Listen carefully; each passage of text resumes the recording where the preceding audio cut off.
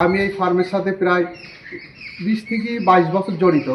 তা আমার আগে ছোট্ট একটা ফার্ম ছিল, সেখান থেকে ছোট্ট আস্তে আস্তে শুরু করার পরের থেকে আমি আস্তে আস্তে এখন বড় ফার্ম করছি। বর্তমানে এখন 10টা গরু আছে এবং এই প্রজেক্টকে আরও বেশি গরু তুলব বলে আমি এই আশা রাখি। আমি এই ফার্মটা চালু করছি প্রায় 6 মাস।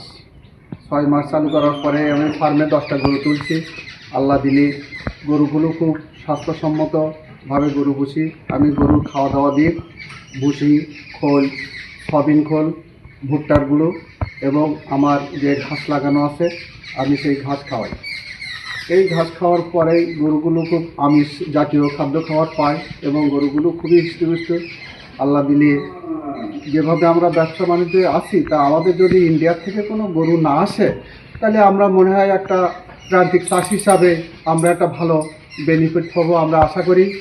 তা আমরা সেইভাবে 10টা গরু পরিচর্যা করার জন্য যদি আমরা সেইভাবে বেচাকেনা করতে পারি, যদি আল্লাহ আমাদের কিছু লাভের মুখ দেখায়। আমার নিজস্ব খামারে 10টা গরু আছে। আমি প্রত্যেকদিন সকালে তাদের গোসল দিই এবং গোসল দেওয়ার পরে তাদেরকে গোয়াল পরিষ্কার করার মাধ্যমে তাদেরকে সকালের খাবার দিই। আমার খাবারের মধ্যে আছে পুরো অর্গানিক গমের ভুসি, সয়াবিন, ভুট্টার গুঁড়া এবং আমার লাগানো ঘাস, যা গরুর ভিটামিন ও মিনারেলের ঘাটতি পূরণ করে। এবার গরু খাওয়ানোর পরে আমরা পুনরায় আবার তাকে গোল পরিষ্কার করে এবং পরবর্তীতে পরিষ্কার করার মাধ্যমে আমরা যথারীতি আবার গরুকে পুনরায় দুপুরে একই পরিমাণে খাবার দিই। দেওয়ার পরে আমরা সন্ধ্যা হয়ে যায় এবং তারপরে আমরা আমাদের কার্যক্রম শেষ করি এবং তারপরে আমরা গোয়ালের যত কাজ আছে এগুলো শেষ করি। আমার খামারে 15টা গরু আছে। গরু বিক্রি হয়েছে 6টা। ছোটো গরুগুলো বিক্রি হয়েছে, বড় গরু একটাও বিক্রি হয়নি। ছোটো গরুর দাম যে হারে বিক্রি করছি স্যার লাভ হওয়া যাবে না, লাভও হবে কম, সীমিত লাভের পরিমাণ। এবার গরুর দাম হিসাবে, বাজার হিসেবে গরুর দাম কম।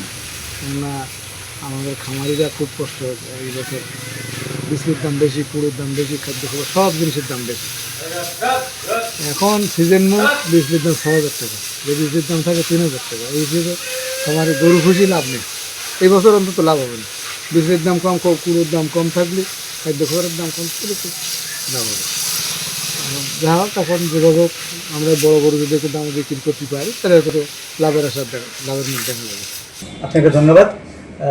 আসন্ন কোরবানির ঈদে আমরা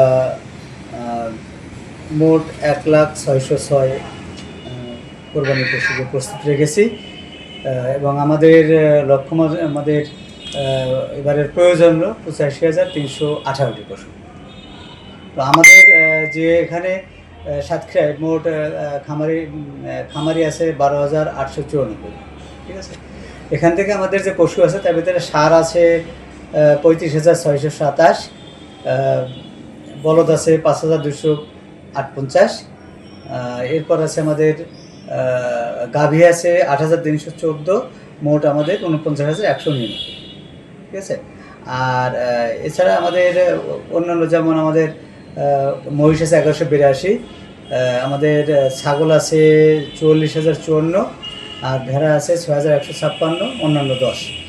এই মিলে আমাদের টোটাল কোরবানির পশু প্রস্তুত আছে 1,06,06। আমাদের লাগবে হচ্ছে 85,318টি। আমাদের উদ্বৃত্ত আছে 15,288টি।